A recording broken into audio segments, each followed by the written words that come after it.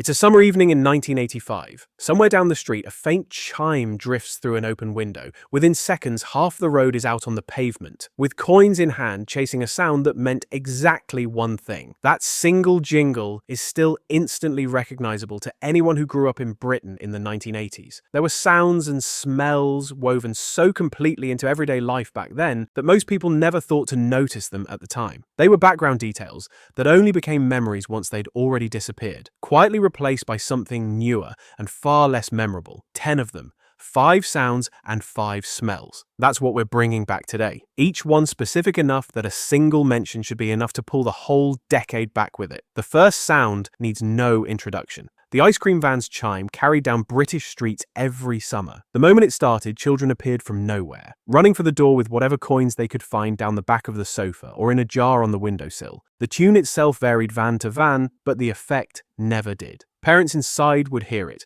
and instinctively brace for the request that was coming, already reaching for their purse before the question was even asked, resigned to the fact that the answer was always going to be yes eventually. For a lot of people, that particular jingle is still the single sound most associated with a British summer, more than sunshine itself, because sunshine didn't come with a cue and a choice of flavors, and it certainly didn't come with a flake stuck in the top. That sound belonged outdoors. The next one belonged to a bedroom with the curtains half closed. Anyone with a home computer in the 1980s knows this one immediately. The screeching, crackling noise of a game loading from cassette tape. You'd press, play, watch, a rainbow of stripes flicker on the screen, and wait, sometimes for several minutes, purely on the promise that a game was coming, with absolutely no way of knowing whether it was actually working until it either finished or failed. If the tape stuck, the volume wasn't set exactly right, or somebody slammed a door too hard nearby, the whole thing failed. You started again from nothing, no further along than when you'd begun. There was a particular kind of patience.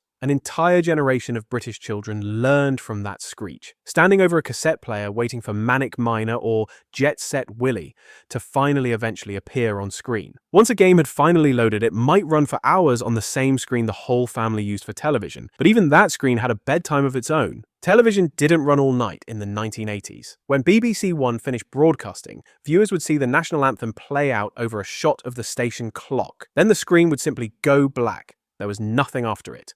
No other channel to flick to, no streaming app waiting patiently in the background, no glowing standby light offering something else to watch. It genuinely felt like the day itself had ended. Not just the program, going to bed straight after felt less like a choice and more like the only thing left to do. That particular close-down routine continued right through the decade and beyond, only stopping once BBC News started filling the overnight hours in the late 1990s, quietly bringing an end to something nobody had ever really thought to miss until it was gone. Once the anthem finished, there was only one way to watch something else, and it didn't involve a remote control. Every household with a VHS player owned this trick whether they admitted it or not. If a tape jammed or the machine's own rewind felt too slow, someone would fetch a pencil, push it into one of the 2 spools on the cassette, and wind the tape back by hand, watching the reel slowly turn while everyone else in the room waited impatiently. It felt slightly illicit, like you weren't supposed to know how to do it, but almost everyone did, passed down from an older sibling or a parent who'd learned it the same way themselves. That specific clicking resistance of the pencil turning against the tape. The little judder every few turns is a genuinely physical memory for anyone who grew up taping programs off the television and rewinding them carefully enough not to stretch the tape. That was a sound you controlled yourself with your own hand. The next one answered to nobody. Just before the news came on the radio, a short series of beeps, known simply as the pips, marked the exact top of the hour. Households set their clocks by it without a second thought, more reliable than any watch in the house, and trusted completely. It was such a fixed, dependable sound that its brief disruption or delay on rare occasions was treated as a genuinely notable event, the kind of small anomaly people mentioned to each other the next day. For most people, it wasn't really about the time at all. It was the sound that meant the news, and everything else that came with the evening routine was about to start. A small daily punctuation mark nobody consciously listened for until it was missing. Those 5 sounds alone could probably fill a video on their own, but sound was only ever half the story. The other half came through the nose rather than the ears, and it's just as sharp all these years later.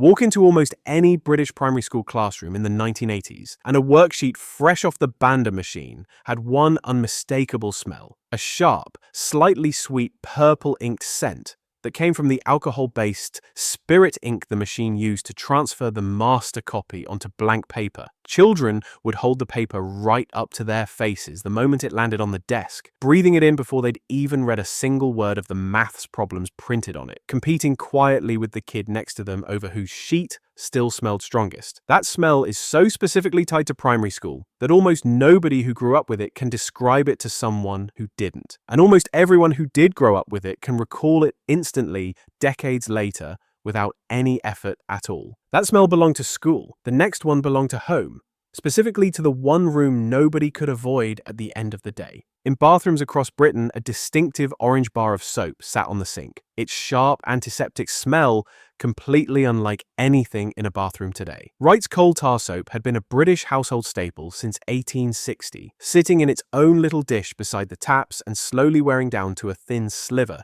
that somehow never quite got thrown away, stuck to the dish with a will of its own. That particular smell, medicinal and slightly tar-like, meant one thing to most children: bath time had arrived whether they wanted it to or not. No amount of stalling in front of the television was going to put it off much longer. Bath time meant the day was ending. Friday nights meant something far more exciting was about to begin.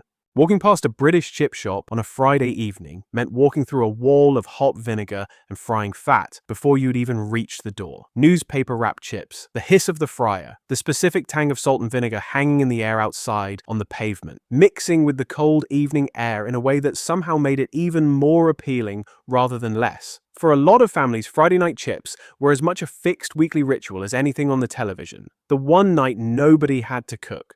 The smell alone was enough to start the craving 3 streets before you got there, long before the queue inside was even visible through the steamed-up window, condensation running down the glass from the heat of the fryers within. Chips were a treat you chased outside the house. This next smell never left it. Before central heating became standard in British homes, a coal fire meant a very particular smoky, slightly sooty smell. It clung to curtains, jumpers, and hair alike no matter how far you sat from the hearth itself, settling into the fabric of the whole house over the course of a winter. Lighting one on a cold evening filled the whole house with it within minutes. Stepping outside afterwards into the cold night air, that same smell often hung faintly over the whole street, drifting from chimney to chimney until half the neighborhood shared the exact same smell without anyone planning it. For anyone who grew up with a coal fire at home, no candle or air freshener since has ever quite managed to recreate it, however hard the label promises otherwise. Winter had its own smell at home, but nowhere had a smell quite as unmistakable as this final one. The specific smell of a British school dinner hall, a mix of boiled vegetables, gravy, and warm trays stacked high, is instantly recognizable to almost anyone who went through the British school system. It hit you the moment the doors opened at lunchtime, well before you had even seen what was actually on the menu that day, drifting down the corridor and reaching the classroom minutes before the bell went, mixing with the sound of chairs scraping back all at once. Whatever was cooking the hall itself